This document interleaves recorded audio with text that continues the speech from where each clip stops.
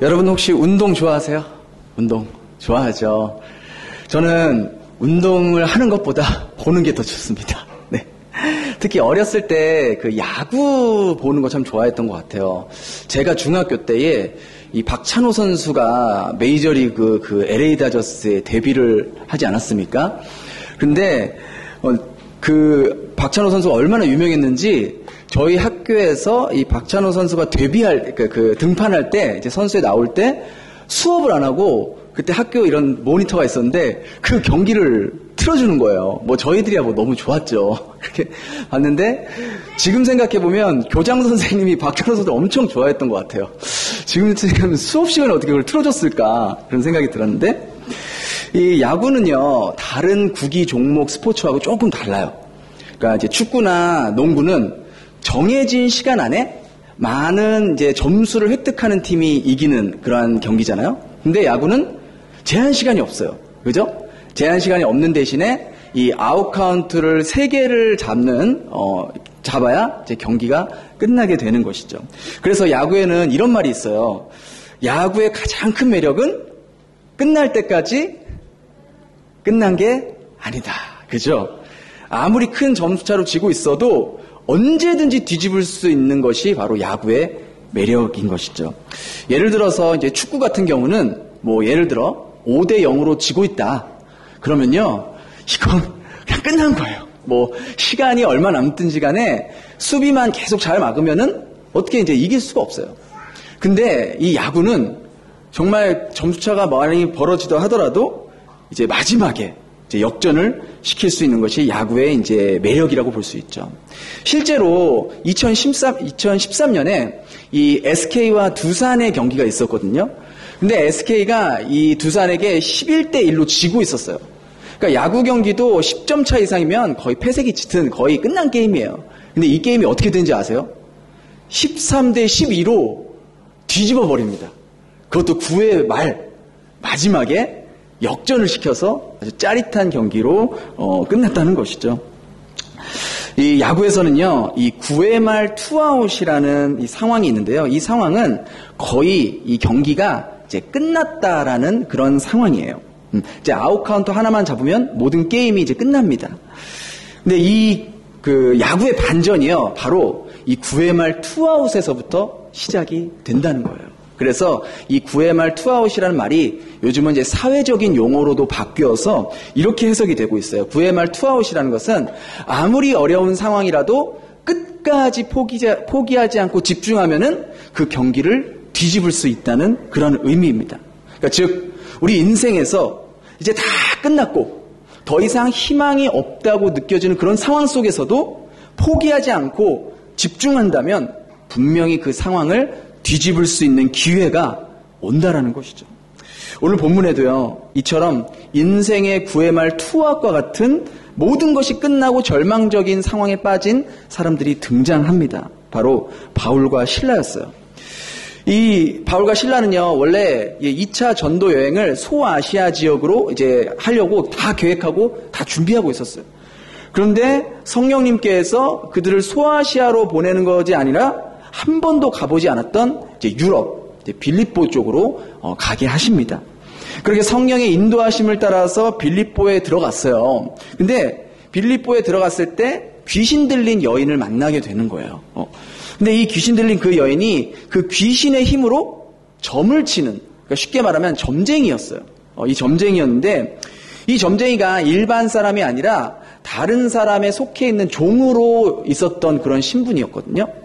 근데 뭐 바울과 실라가 그 여인이 종인지 뭐 어떤지 알았겠습니까? 그냥 귀신이 들려 있으니까 불쌍해 보이고 또 정말 그 영을 치료해 주기 위해서 예수 그리스도의 이름으로 그 귀신을 나가게 합니다. 근데 문제는 이제 거기서부터 발생이 된 거예요.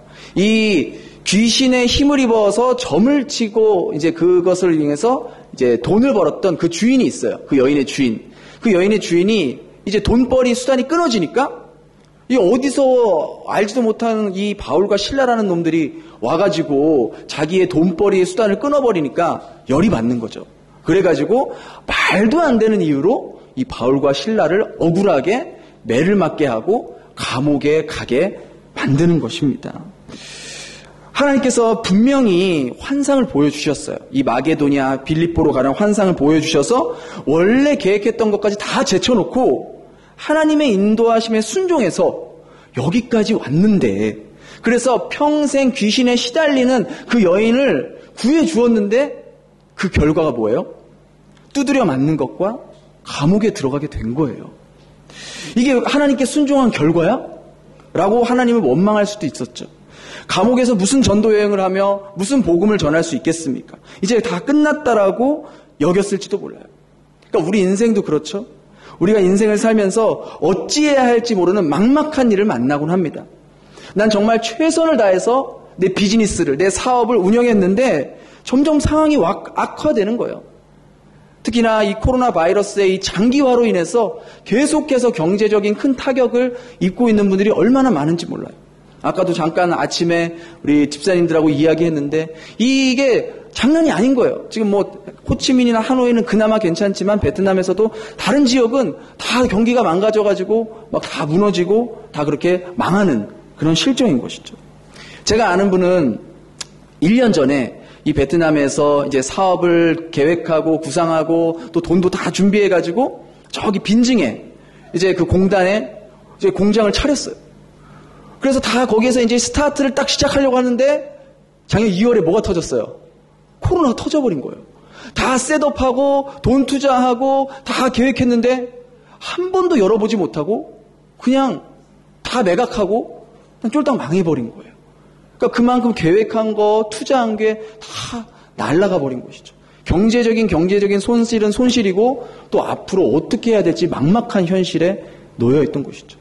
또 그런가 하면 어떤 분은요, 회사에서 자기가 잘못한 것도 아닌데, 자기의 실수도 아닌데 억울하게, 부당하게 그러한 안 좋은 일을 겪은 분도 계시고요. 또 그런가 하면 산 넘어 산이라고 어떤 어려운 일을 만나서 이제 겨우겨우 그게 이제 조금 이제 처리되나 싶더니만 그게 채 끝나지기도 전에 또 다른 어려움이 터져서 정말 무너지는 그러한 경우가 많다는 것이죠. 제가 일주일 동안 성도님들하고 같이 예배드리고 또 성경 공부하고 신방하면서 이 성도님들의 삶의 이야기를 듣는데요. 정말 이 한 주를 지금 여기 이렇게 앉아있지만 이번 한 주를 전쟁과 같이 치르고 계신 분들이 얼마나 많은지 몰라요. 하루에도 마음이 정말 천당과 지옥을 수도 없이 왔다 갔다 하는 거예요. 정말 이제 이 자리에 여러분들 이렇게 나와 계시지만 정말 그 마음이 얼마나 힘들고 힘겨운 마음으로 이 자리에, 이 예배 자리에 앉아있는 것조차만으로도 정말 마음이 힘든 분들이 얼마나 많은지 모른다는 것이죠. 이렇게 앞이 안 보이고 끝난 것 같은 상황 속에서 우리는 어떻게 해야 할까요? 그냥 주저앉고 아휴 어떻게든 되겠지 이렇게 낙담하고 있을까요? 더 이상 가망이 없는 상황에서 오늘 바울과 실라는 무엇을 하기로 선택을 했을까? 그 답을 오늘 본문에서 한번 찾아보려고 합니다. 먼저 25절에 보니까 그들이 억울하게 갇힌 그 감옥 안에서 무엇을 했다고 나와요? 우리 25절 한번 같이 읽어볼까요? 시작. 한밤중에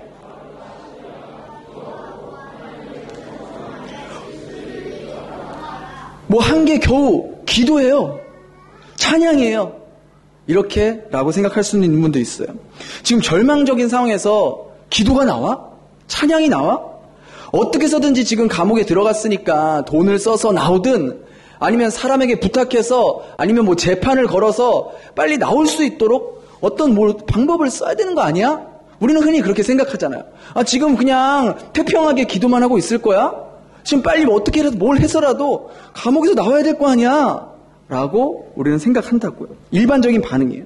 그런데 바울과 실라는요, 이 절망적인 상황 속에서 돈을 써서 나오려고 하지도 않았고, 뭐 영향력 있는 사람한테 부탁해서 혹은 재판을 걸어서 나오려고 하지도 않았다는 것이죠. 그저 자신들을 이곳으로 보내신 하나님께 기도하고 찬송했을 뿐이에요. 다른 말로 하라면요, 사람에게 도움을 구하려 하지 않고 하나님께 도움을 구했던 것이죠. 우리는요, 보통 문제가 생기면요, 먼저 사람을 찾아요. 왜 그런지 아세요? 사람에게 이야기하면요, 예스든 노든 어쨌든 답이 빨리 와요. 뭐 노든 거절하든지 아니면 도와준다든지. 근데 하나님께 기도하면 어때요? 답이 바로바로 와요? 안 와요. 기도해도 무응답이야, 무응답. 하나님의 특기가 뭐예요? 그냥 침묵. 하나님 제일 잘하시는 거잖아요. 그러니까 우리가 가장 힘들어하는 게 뭐예요? 기다리는 거예요. 그죠? 그것도 지금 당장 뭐를 해야 돼요. 뭐라도 빨리 해서 해결을 해야 되는데 하나님은 그냥 태평하게 가만히 계시는 거예요. 그냥 침묵하고 계시는 거예요. 그러니까 하나님이 일하실 때까지 기다리는 것만큼 괴로운 게 없잖아요. 그러다 보니까 기도보다는 사람을 찾게 되는 거예요. 근데 어떠세요? 사람에게 부탁하니 그 어려움과 문제가 해결이 되나요? 물론 해결되는 것도 있어요. 근데 대부분의 문제는요, 사람에게 기대했다가 낙심하는 경우가 허다해요. 내가 일이 잘 풀리고 잘 나가고 형편이 좋을 때는요, 내 주변에 사람들이 엄청 많아요. 그리고 칭찬도 많이 해주고 마치 간이라도 빼줄 것처럼 그렇게 내가 너 힘들 때 도와줄게. 하지만 진짜 힘들어지고 망하고 회사 문 닫으면 어떻게 돼요? 야, 그 사람 망했대. 빚이 엄청 많대. 야, 돈 빌려달까 무섭다. 피해다니고, 파독 차단하고, 그런다고요. 여러분, 이 땅 베트남 땅에서 우리가 100불 한 장 빌리는 게 얼마나 힘듭니까? 누가 우리를 보고 100불 한 장 빌려줄 사람이 누가 있겠어요? 사람에게 기대하면요, 늘 실망하기 마련이에요. 그러하기에 도움이 필요한 순간에 사람을 찾으러 돌아다니는 것이 아니라 인내하고 기다리는 것이 힘들고 어렵지만 우리를 온전히 도와줄 수 있는 하나님께 우리가 도움을 구해야 된다는 거예요. 그런가 하면요, 우리가 기도가 잘 안 되는 이유가 또 있어요. 그게 뭐냐면 기도를 해도 아무런 일이 일어나지 않는다라고 느끼기 때문이에요. 실제로 우리는 신앙생활을 하면서 기도했을 때 기도 응답의 거절을 여러분들 다 한두 번씩은 겪어보신 적이 있을 거예요. 내가 정말 열심히 기도했는데 내 남편이 변하지 않아요. 남편의 영혼 구원을 위해서 정말 오랫동안 기도했지만 남편은 더더욱 완악해지고 교회 때문에 코로나가 터지는 거야. 그렇게 비판하고 자녀를 위해서 그렇게 기도했지만 점점 자녀는 말을 안 듣고 더 빗나가는 그런 모습들. 하나님, 지금 저희 사업이 기울어져 갑니다. 하나님, 이번에 도와주시지 않으면 저 진짜 망해요. 저 회사 문 닫아야 돼요. 라고 간절히 기도했지만 우리에게는요, 기도 응답의 거절이라는 아픈 상처가 있다고요. 내가 그렇게 간절히 기도했는데, 내가 그렇게 하나님께 부르짖었는데 하나님 왜 아무런 응답이 없는 걸까? 왜 아무런 변화가 없는 걸까? 이런 상황들이 1년, 2년, 10년 시간이 지나면 지날수록 우리의 마음은 낙심되게 되어 있고요. 기도하는 것을 포기하게 된다는 것이죠. 우리에겐 이런 기도 응답의 거절의 아픈 경험들이 다 있어요. 하나님이 내 기도를 들어주시지 않는 것 같은 그런 경험들. 그런데 여러분, 기도가 뭡니까? 우리가 하나님 앞에 기도하는 것이 무엇입니까? 기도는요, 내가 원하는 것을 내가 원하는 때에 이뤄달라고 하는 것이 기도가 아니에요. 우리들의 대부분 기도가 이런 거 아닙니까? 하나님, 저 이 회사에 취직시켜주세요. 하나님, 저희 자녀 이 학교에 들어가게 해주세요. 하나님, 꼭 이번 거래 성사될 수 있도록 도와주세요. 하나님, 지금 제가 만나고 있는 이 문제 하루속히 해결될 수 있게 도와주세요. 대부분의 우리의 기도가 이런 기도라고요. 물론 우리의 상황이 정말 급하고 정말 간절할 때는 하나님이 우리의 필요를 채워주시고 또 우리 기도에 응답해 주세요. 그러나 우리의 기도가 매번 이런 식의 기도라면 하나님의 영광을 드러내는 것과 이런 기도가 무슨 상관이 있냐라는 거예요. 정말 우리가 하는 대부분의 기도가 하나님의 영광을 위해서 하나님의 뜻이 이루어지게 해달라고 하는 기도가 많을까요? 아니면 나의 원함과 나의 뜻을 이뤄달라고 하는 기도가 더 많을까요? 대부분은 후자 쪽이라는 것이죠. 그런데도 기도의 응답이 안 됐을 때 우리는 하나님께 왜? 라는 질문을 합니다. 왜 이런 힘든 일이 저에게 일어난 거죠? 하나님, 제 회사가 지금 망해가고 있는데 왜 도와주시지 않는 거예요? 하나님 왜 내 기도에 응답해 주시지 않으세요? 왜? 우리가 하나님께요, 왜라는 질문을 할 때부터 우리는 하나님의 선하심을 의심하게 됩니다. 그리고 이러한 의심은요, 우리가 기도하는 것을 포기하게 만든다는 거예요. 그러나 정말로 하나님을 신뢰하는 사람은 왜라고 하나님께 질문하지 않습니다. 왜냐하면 하나님은 항상 오르시고 나를 가장 선한 길로 인도하신다는 것을 믿고 있기에 지금 내게 일어난 이 일도 너무나 어렵고 부당하고 힘들게 느껴지더라도 하나님께서 한시적으로 잠깐 동안 내게 허락하신 거라고 받아들일 수 있다는 것이죠. 물론 그 일을 당할 때는요, 정말 너무 힘들어요. 죽을 것 같아요. 정말 너무나 괴로워요. 빨리라도 이 기간이 지나갔으면 좋겠어요. 근데 우리가 하나님 왜 그러셨어요?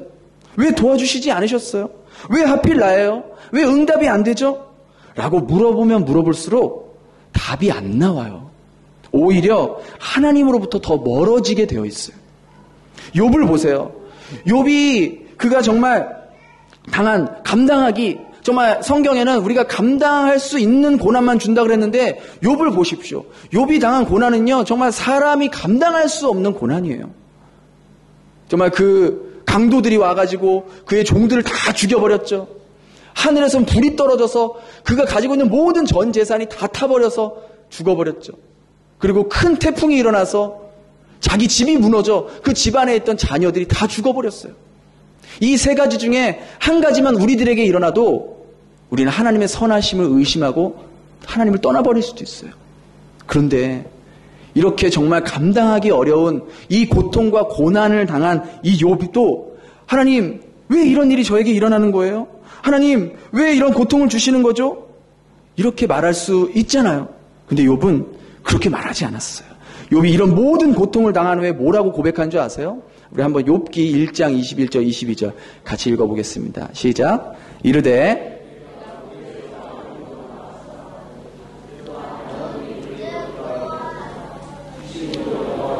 거두시니도 여호와시니 여호와의 이름이 찬송을 받을지어다 하고 이 모든 일에 욥이 범죄하지 아니하고 하나님을 향하여 원망하지 아니하더라. 원망할 수밖에 없는 상황이잖아요. 그렇잖아요. 내 자녀가 아무 이유 없이 집이 무너져서 죽으면 하나님 왜 이런 일이 일어났어요? 라고 원망할 수 있어요. 그러나 욥은 왜라고 질문하기보다 모든 일의 원인과 결과, 처음과 끝을 알고 계시는 하나님께 나아가 기도하며 그분을 의지하며 그분께 자신의 삶을 맡겼다라는 것이죠.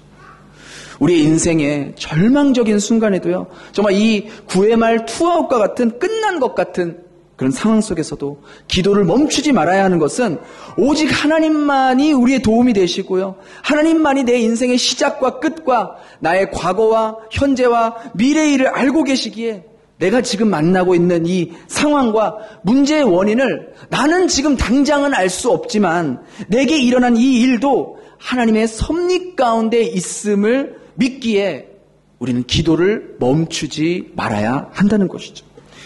기도를 멈추면은요, 그때부터 하나님을 향한 의심의 싹이 자라나기 시작합니다. 그러나 기도의 자리로 나아가면요, 하나님을 향한 믿음의 싹이 자라나기 시작합니다.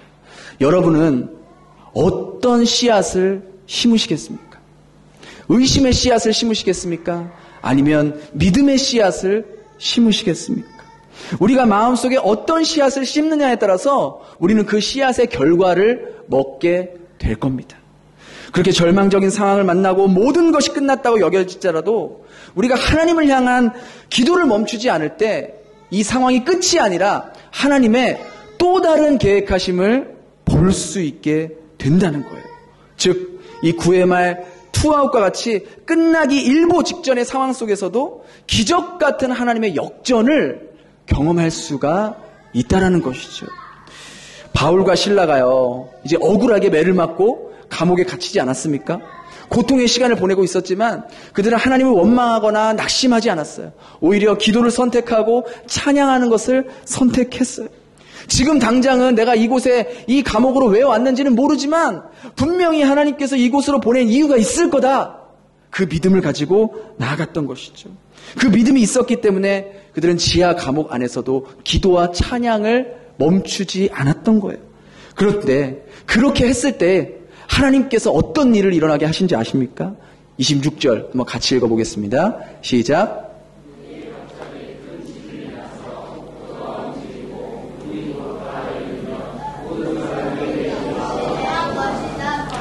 바울과 실라로서는 도저히 상상할 수 없는 일이 일어난 거예요. 갑자기 지진이 나고요. 감옥문이 열리게 되고 자기들이 차고 있던 이 옥고들이 다 열려게 된 거예요. 근데 그때 감옥을 지키고 있었던 이 간수가 감옥문이 열린 걸 보고 죄수들이 다 도망간 줄 알았어요. 그래서 자살을 하려고 했어요. 왜냐하면은 그 당시에는 그 죄수가 이제 도망가거나 이제 탈출을 하게 되면은 그 죄값을 그 간수, 그 죄수를 지키고 있었던 간수가 대신 져야 되거든요. 근데 지금 감옥문이 다 열리니까 죄수들이 다 도망간 줄 알았어요. 그래서 내가 더 이상 살아봤자 뭐하냐. 그냥 죽어버리자 하고 자결을 하려고 하는 그때 그 순간에 무슨 일이 일어납니까? 바울이 멈추라고. 우리가 여기 있다고. 당장 그 칼을 내려놓으라고 소리칩니다. 깜짝 놀라는 거예요. 간수가 깜짝 놀라서 옥문이 열렸는데도 도망가지 않는 이 바울과 실라를 보고요. 이 사람들이야말로 정말 하나님의 사람이구나라고 하면서 그분들에게 엎드려 질문을 합니다. 뭐라고 질문해요? 제가 무엇을 해야 구원을 얻겠습니까? 제가 무엇을 해야 구원을 얻겠습니까? 그 간수가 구원에 대해 묻자 이 바울이요 조금도 지체하지 않고 그 초점을 예수 그리스도께 맡깁니다. 뭐라고 합니까? 주 예수를 믿으라. 그리하면 너와 내 집이 구원을 얻으리라. 주 예수를 믿으라. 그리하면 너와 내 집이 구원을 얻으리라. 그러면서 간수가 이 바울과 실라를요 자기 집으로 데리고 와요. 그리고 맞은 데를 약도 발라주고 밥도 챙겨주고 그러면서 자기 가족들에게 복음을 듣게 해요. 예수 그리스도를 듣게 해요. 그러자 간수와 간수의 온 가족이 그 자리에서 예수 그리스도를 믿고 침례를 받게 되었다는 거예요. 바울은 그때서야 아 그렇구나. 하나님께서 바로 이곳에 보내신 것이 이거였구나. 하나님의 또 다른 계획하심이 바로 이거였구나라는 것을 느꼈던 것이죠. 그 계획하심은 바로 이 간수와 간수의 가족들을 구원하기 위해 하나님께서 자신들을 이 감옥 속으로 보내셨다는 것을 깨닫게 되었다는 것이죠. 이처럼 바울과 실라는요 억울한 상황 속에서 정말 절망 가운데 한탄하거나 하나님을 원망하거나 주변 사람들을 원망하지 않았어요. 상황적으로 보면 바울과 실라도 얼마든지 하나님을 원망하고 투덜거리면서 그렇게 나아갈 수도 있었어요. 그러나 그들은 의심의 씨앗을 심지 않고 오히려 자신들을 그 자리로 보내주신 하나님을 믿으며 믿음의 씨앗을 심었던 것이죠. 그러자 하나님은 그들의 기도와 그들의 믿음을 통해서 이 빌립보의 간수와 간수의 가족들을 구원하는 놀라운 반전을 일으켰다는 것이죠. 억울하게 감옥에 들어갔을 때 바울과 실라가 이런 일이 일어날지 그들이 상상이나 했겠습니까? 그들이 감옥에 들어간 것이 간수와 가족을 구원하기 위한 하나님의 계획이었는지 그들이 어찌 계산이나 할 수 있었겠냐라는 것이죠. 이처럼 패배가 짙은 가운데 더 이상 회복할 수 없는 이 절망의 지경 속에서도 하나님은 당신의 영광을 위해서 당신의 전능하심을 나타내기 위해서 역전의 반전을 일으키신다는 것이죠. 우리도요 삶을 살면서 많은 경우 부당한 대우를 받고 또 고통을 받을 경우가 있어요. 그런 상황이 우리를 무기력하게 하고 정말 힘겹게 만듭니다.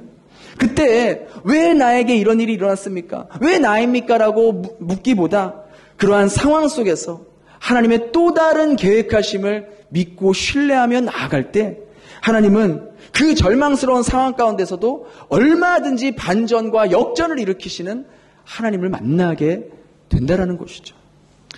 아까도 우리가 영상을 보았지만 저희가 며칠 전에 띵장의 선교를 다녀왔잖아요. 사실 저희가 이 선교 계획을 한 것이 벌써 올해 1월부터였어요. 원래는 베트남 목사님하고 이제 계속해서 논의하고 회의하고 해서 빈롱 지역을 저희가 선교를 가기로 계획하고 다 모든 것을 다 했어요. 계속 몇 달 동안 만나서 회의하고 의논하고 그렇게 했는데 베트남 목사님도 또 다 괜찮다고 또 저희가 정부 관계 그런 것들도 다 물어보고 했는데 괜찮을 거라고 그래서 저희들도 다 추진하고 다 했잖아요. 그런데 선교 가기 열흘 전에 갑자기 연락이 온 거예요. 아무래도 이번에 빈농 선교 지역에 정부 관계 때문에 가기가 어려울 것 같다고. 와, 그 얘기를 듣는데 정말 당황스럽더라고요. 처음부터 지금까지 이 일을 진행하고 계속 이렇게 했던 저로서는 당황스러울 수밖에 없는 거예요. 그것도 다 그 말을 들은 때가 언제냐면은 저희가 이제 빈농 지역에 선교를 가겠습니다 하고 다 써붙인 다음에 그 얘기를 들은 거예요. 그 전에 얘기해 주든가. 그거를 다 들은 다음에 그 광고를 다 하고 품위응교는 다 써붙이고 막 자전거 막 이렇게 한다고 다 했는데 그 후에 얘기를 해주신 거예요. 와, 그래가지고 정말 여러분들한테는 말도 못하고 정말 저희 목사님들끼리 어떻게 해야 되나 기도하면서 또 논의하면서 아무래도 이번에는 빈농 지역을 하나님께서 길을 막으시는 것 같다. 우리가 다른 지역을 찾아보자. 그러면서 이제 대안이 이제 이 띵장 지역을 이제 저희가 대안으로 다시 잡고 했어요. 그러니까 기간이 얼마 안 남았잖아요. 10일밖에 안 남았는데 이거 막 쌀 15kg에 70명인분이면 몇 킬로예요. 계산도 제대로 안 돼. 거의 1톤 가까이 되는 거거든요. 그러니까 그거에 라면에 생필품에 또 여러 가지 또 프로그램과 계획을 다시 새롭게 해야 된다는 게 그게 쉽지가 않은 거죠. 그냥 호치민에서 하는 것도 아니고 그 지역에 있는 분에게 그 열흘 동안 짧은 기간에 정부 관계 허락받아야 되죠. 또 센터 거기 관리자분에게 연락해서 또 다 어려운 사람들 선정해야 되지. 또 가정 방문할 집 선정해야 되지. 이게 그렇게 만만치 않은 일이었어요. 그런데 다행히도 그 열흘 안에 모든 것이 일이 순조롭게 정부 관계에도 그때도 코로나가 다 끝난 게 아니었거든요. 그래서 거기서도 아마 이야기할 때 혹시라도 코로나 이야기를 하면은 어려울 수도 있을 것이다라고 그렇게 이야기를 했었어요. 그래가지고 일단 기도하면서 하나님께서 분명히 여기가 하나님께서 원하시면은 길을 열어주실 거다. 그렇게 믿음으로 저희 목사님과 함께 기도하고 준비하는데 아니나 다를까 연락이 왔어요. 그래서 저는 굉장히 떨렸죠. 근데 그 경찰이 좋다고 다행이야 고맙다고 하면서 오라고 그렇게 허가를 해준 거예요. 그래서 저희가 준비하고 딱 띵장 마을에 갔잖아요. 그래가지고 그리고 다 가서 교인들하고 함께 띵장에 내려갔는데 거기서 무슨 일이 일어난지 아세요? 저희는 생각지도 못했는데 그 마을의 인민위원회에 부주석, 그러니까 그 마을의 두 번째로 높은 사람 아니겠어요? 그 사람이 저희들을 찾아와서 이렇게 와주셔서 감사하다고 고맙다고 계속해서 앞으로도 계속 와달라고 계속 어려운 가정을 도와줬으면 좋겠다고 하면서 저희들을 반겨주시고 높여주시는 거예요. 이걸 누가 하신 거예요? 하나님께서 저희들을 높여주신 것 아니겠습니까? 이렇게 저희는 정말 그냥 순종하는 마음으로 갔는데 하나님이 저희들을 그 자리에서 높여주신 거죠. 그것뿐만이 아니에요. 저희가 눈 수술이 필요한 가정을 방문해서 그들의 이야기를 들어주고 또 위로해주고 또 예수님의 사랑을 전하고 복음을 전했는데 아니 딱 그 자리에서 그 두 분이 예수님을 영접한다는 거예요. 그 모녀가. 와, 얼마나 놀라운지 몰라요. 누가 알았겠습니까? 하나님께서 예비하신 영혼이 그곳에 있었는지 저희가 알았어요? 몰랐죠. 그저 빈농 지역의 선교가 막히고 띵장 지역으로 변경돼서 하나님께서 이끄시는 대로 순종했을 뿐인데 하나님은 저희들을 높여주실 뿐만 아니라 그곳에서 잃어버린 영혼을 주님께서 찾으시고 만나게 하셨다는 거예요. 마치 오늘 감옥의 간수와 그의 가족들을 구원하기 위해서 바울과 실라를 감옥으로 보내셨던 것처럼 저희들을 띵장으로 보내셔서 그 죽음의 권세에 붙잡혀 있던 이 영혼들을 주님께서 구원하시기 위해 저희들을 그곳으로 보내셨다는 것을 저희들이 이 일이 끝난 후에 그제서야 하나님의 또 다른 계획하심이 있다는 것을 깨닫게 되었다는 것이죠. 여러분, 성경은요, 성경의 이야기는 그저 몇천 년 전의 소설 같은 이야기가 아니에요. 성경에서 나오는 이러한 기록된 이야기는 신화 같은 이야기가 절대 아니에요. 하나님은 2000년 전이나 오늘날이나 하나님의 인도하심에 순종하는 사람들에게 누구에게나 동일하게 역사하시는 살아계신 하나님이라는 거예요. 우리가 삶 가운데 때로는 구의 말 투하과 같이 이 인생이 끝날 것 같고 계획이 다 틀어져서 포기하고 싶은 그때에도 기도를 멈추지 말고 분명히 하나님의 또 다른 계획하심이 있을 것이다. 그것을 신뢰하면서 하나님께서 보여주신 그 길에 한 걸음 한 걸음 한 걸음 순종하며 나아갈 때 우리 주님께서 이 끝날 것 같은 상황 속에서도 역전의 반전을 일으키신다는 거예요. 9회 말 투아웃. 도저히 승리가 불가능할 것 같은 그런 상황 가운데 모든 상황을 뒤집으시는 하나님이 바로 우리가 믿는 하나님이라는 거예요. 그 하나님이 바로 오늘 여러분과 함께 하신다는 거예요. 오늘 예배 드리는 분들 중에는요, 어떤 분은 이제 앞으로 어떻게 해야 될지 정말 막막한 그런 삶을, 그런 문제를 만나서 하루하루를 보내고 계신 분도 혹 계실지 몰라요.